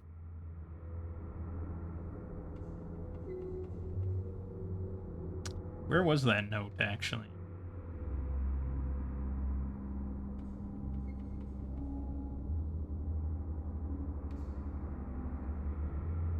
I don't even remember. Oh, Area 9. Yeah. If we can't go back the way we came, someone will have to eat the orange slime. So, fuck it. You know, Snathog, he's very scared. He doesn't know what to do. He's not in his right mind. He's gonna eat some of that damn orange slime. So he gets the first part of the incantation. Consume us that we may consume, and fill us with thine viscous victuals. And then we have to, so we're tripping balls, and we have to make a DC 15 wisdom check, which he most likely won't make. He failed, so now we roll a d4 for this, what happens when we're tripping balls. We go berserk and attack the nearest person for 2 rounds. So we just attacking this statue. Just beating the shit out of it. Fortunately, that does nothing. So, you know, round is a pretty kind of amorphous term in Shadowdark. It really depends on, like, the situation and what you're doing and things like that. Normally, when you're exploring a dungeon or you're spending time doing something in a dungeon, it's like 10 minutes. In combat, obviously, it's the time it takes for every combatant to take a turn. But when you're traveling overland or something like that, it might be hours or something like that.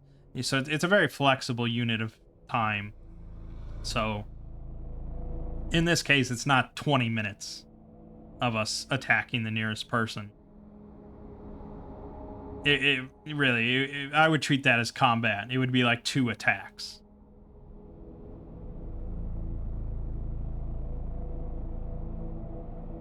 Okay.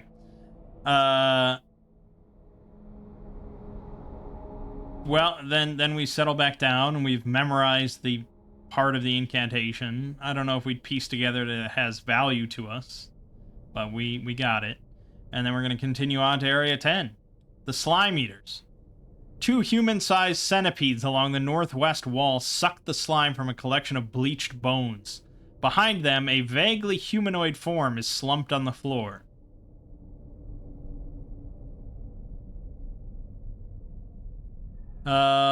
I don't think Snatog would go anywhere near these human-sized centipedes sucking on bleached bones. But unfortunately, you have to go after those things if you want the hardened yellow ooze, which is the only way to get the big Warhammer. And really, the Warhammer is good. I'll just tell you what it does, because we're not going to get it, obviously. It's Mara Soda the Sludge Slayer. It does triple damage against oozes and slimes. That's it. It's not like a +1 or a +2 Warhammer or anything. It just does triple damage against oozes and slimes. So it's obviously perfect for this adventure. It's really almost certainly the only way you're going to kill the big ooze instead of running away. But outside of that, once you go on, continue the campaign, it's generally not going to be that useful. It might be handy to have in your bag once in a while, but yeah. The other stuff, the holy symbol down at the bottom of that 40-foot drop. If you're a lawful character, you can make a DC 11 wisdom spellcasting check to rebuke oozes and slimes, forcing them to flee. And then the trusty helm, I guess gives you, it doesn't mention here, but it gives you advantage on the acid drips. And you can never go below 1 HP from a critical hit. Specifically just critical hits, not normal hits. Okay, so we're gonna backtrack, go all the way back, and go all the way back to 15. That's probably where I would make another random encounter check, because it's been a while. We rolled a 2. Let's do a random encounter.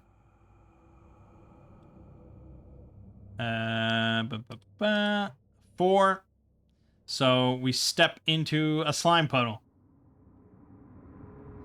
Technically, we just kind of notice a slime puddle, and we don't necessarily have to touch it, but we want to be fun. So Stat Dog's just going to step in it. If he rolls a 1, he's dead. You roll a 3. So he glows like a torch for 1 hour. Okay. He might think that he is now the chosen one. He is destined to leave this place.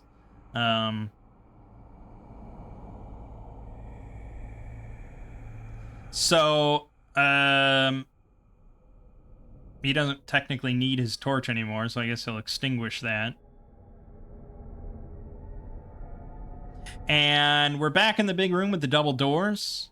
It says to speak devotion to the Slime Lord and pass. I feel like probably plenty of players in this case would speak the thing that they read. Consume us that we may consume, and fill us with thine viscous victuals, which is actually the second half of the incantation. And I think if a player did that, I would probably have maybe 1/2 of the double doors, like the right half, maybe faintly glow a little bit, but not the left half, just to kind of demonstrate that, oh, maybe you need the other half to really open these things. It depends on your group, I suppose, and how intelligent they are and how clever they are, how experienced they are. But for the group that I DM for, they need all the help they can get. And that's why I'm trending towards being such a nice DM.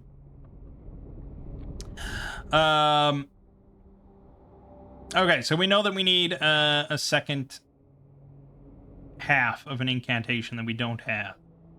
And we didn't stumble across it in anywhere of the rooms we went in.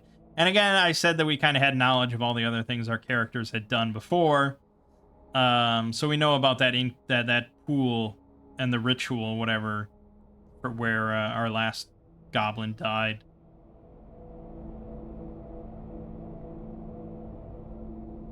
Oh, that's what the X's are in this room. That's the stones you have to press in to open the secret door. So you have to have 2 characters to open that. Great! That means that if I want to get to this room, I have to go all the way back through and back around. What am I carrying again? I have a torch, and that's it. Right? I don't think I have anything else. So we're going to go back to room 2. We're going to rummage through the collector stuff until we find something I can use. Because otherwise, what's the point? I'll just die. So a 3 in 6 chance. Okay, he's still not here, shockingly. We're gonna rummage through his stuff. So we got a 2 in 6 chance. We found something. We found something, baby. 1d10 silver pieces. Come on. What can I do with that?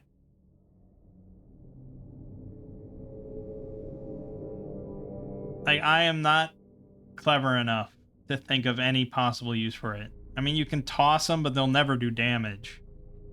No DM would allow that. And I need... I mean, yeah, nothing. Nothing. So we're going to spend another round searching in his pile. Okay, we failed. So now the random encounter check. Where there is a random encounter. It's another puddle that just, like, manifests while I'm in this room. I'm not going to touch it. Okay. Then another round. And the timer on my body torch is ticking here. This is now the 30-minute mark. Alright, failed that search. Another search. There's the success. We got it. 7. It's a torch. God damn it. I don't need this shit.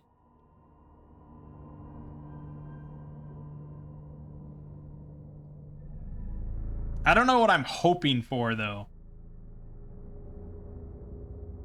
The crowbar would be certainly useful. The pot lid to avoid the slime. Which, whatever character I had that had the pot lid should have thought of that. Because I think, yeah, he died from the acid dripping, didn't he? Fucking hell. Okay, so we have to do another random encounter check. Random encounter, and now it's a 2. So this is a hostile random encounter. Jellied skeleton. 1+1 for each PC that has been killed. Oh my god. So I get ambushed from behind by 8. 8 jellied skeletons that attack immediately. Snatog is done for, man. They can't be reasoned with. They can't be bargained with. They will not stop until I'm dead. Well, if I win initiative and maybe do a good dex check, maybe I could slip by them. Like run through their legs or something. So let's give it a shot. Almost certain I don't have any luck tokens. I think that's all been spent. So let's roll initiative. I get a +1. I got a 17. They got a 19. That's the end of Snatog. And I think that's going to be the end of our adventure here. I wasn't really planning on continuing this with the level 1 character afterwards, but it would have been nice. But it's definitely a tricky one. You have to traverse this place quite a bit, really. Even just to get out. And I think this one's really tough solo. Because I only have the dwindling cast of 4 characters each time. So we just don't have enough bodies to really throw at problems. I did okay. I mean, obviously I was pretty nice to myself.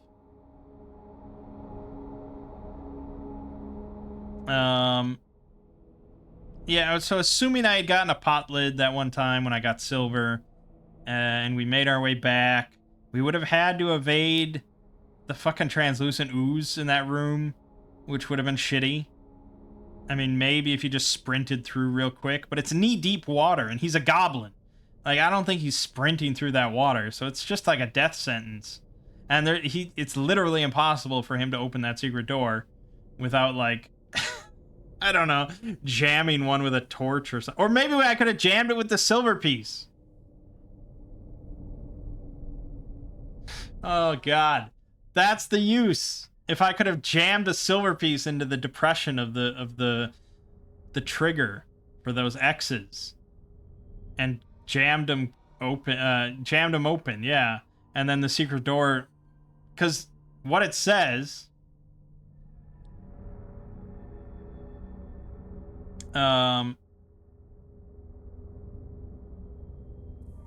Searching the walls next to the X's on the map will reveal 2 stones that can be depressed. The door opens if they are pressed simultaneously and slams closed immediately when one is released.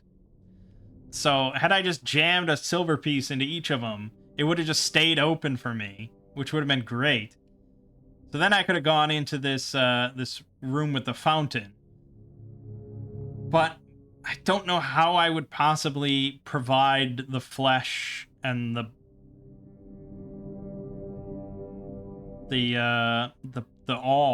whole living body. The bone is easy. I think there's still a bone in there from when that goblin died there. But there's just not, when you have one character, there's not many living things around. I either have to get a rat, and unless you're being a very nice, generous DM, the only rats that show up are from the random encounter on a 5, and a group of 1d4 rats scurries past, and you have to catch one with a DC 15 Dex check. Or an NPC villager stumbles out of the darkness, and then you could grab him and throw him into the fountain. But then that's the all. That's not the living flesh. So you need basically 2 separate... Well, I guess you could cut him for the flesh part to do 1 damage. Even though I have no implement of cutting.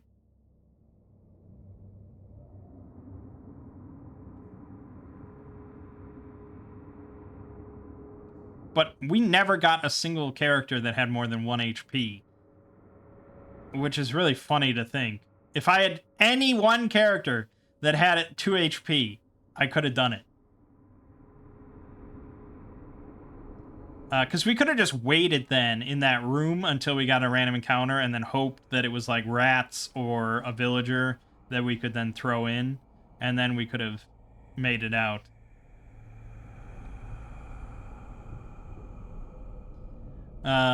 So assuming that all worked out to our advantage, we did that intelligently, we used the silver pieces to jam the door open, and we got lucky with some random encounter rolls, and then we spoke the incantation. Then the doors would open, and Rakauku will immediately appear in the hallway to the north, just outside the room. So he immediately appears here, in this section. And you roll initiative immediately. And then the door takes 3 combat rounds to open wide enough for the PCs to escape. So you have to somehow evade Rakauku for 3 rounds.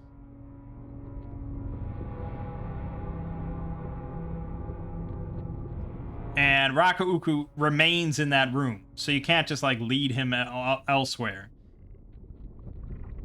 That's going to be very tricky. That's going to just kind of be like who ends up getting lucky and survives to the end. And then you can run out into the aftermath, where you're greeted by a bunch of ooze cultists with melted faces. And they give you the boon of the Slime Lord, and you're allowed to leave and become first level.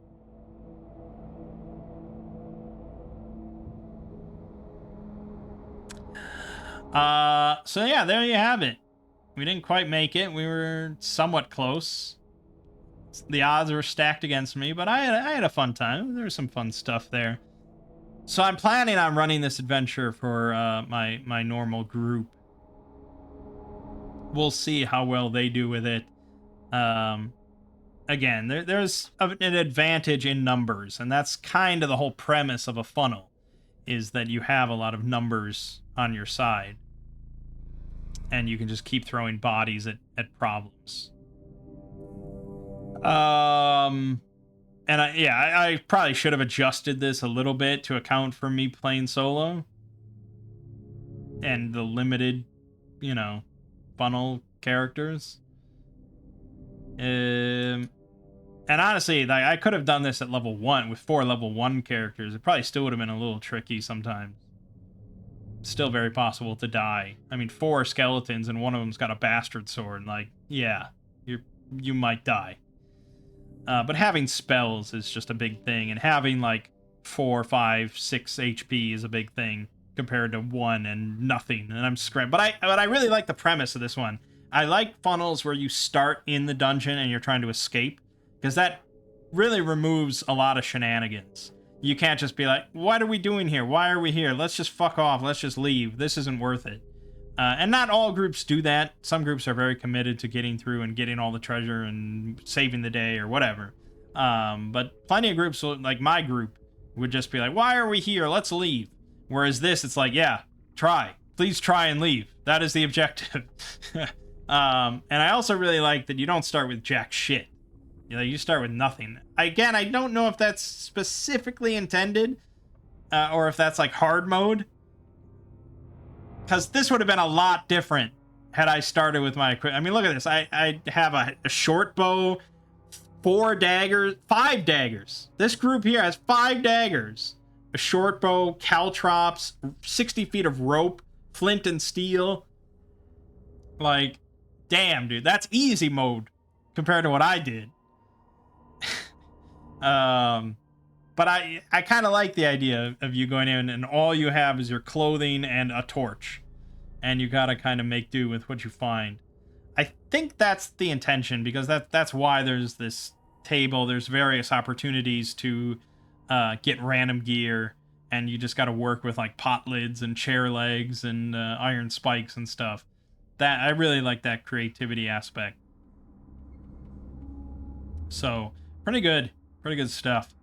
And again, Shadowdark, really great system.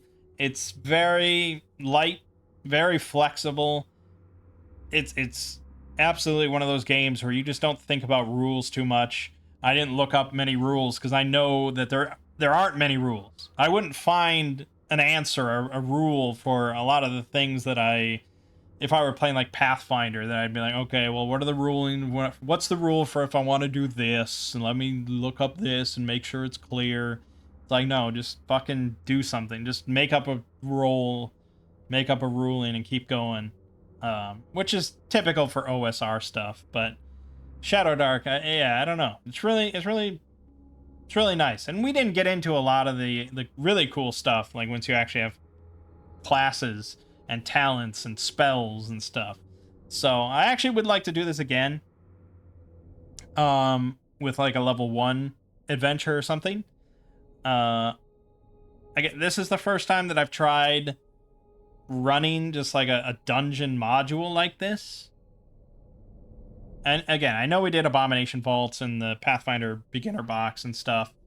And I dabbled a little bit with like Lost Mines of Phandelver, but this was kind of a more unique thing without a grid and very free form, while trying to follow a module. But like even knowing like the specifics of each room and stuff and the rules, it's still kind of fun.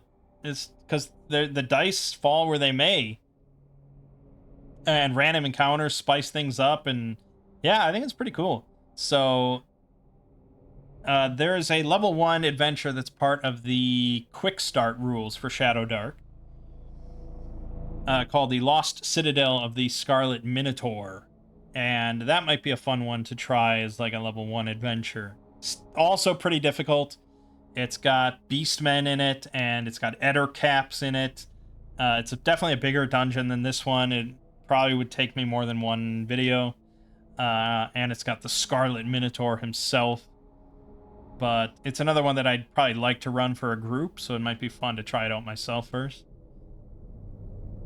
But yeah, good stuff. So, I recommend Shadowdark. Again, you can get the quick start rules for free, and I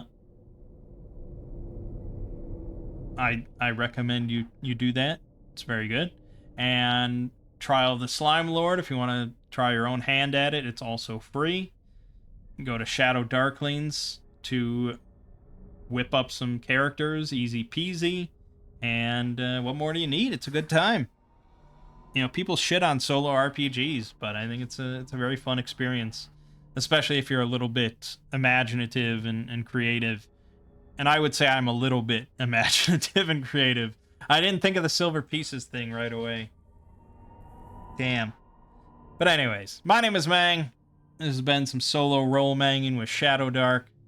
And I will see you fine folks around.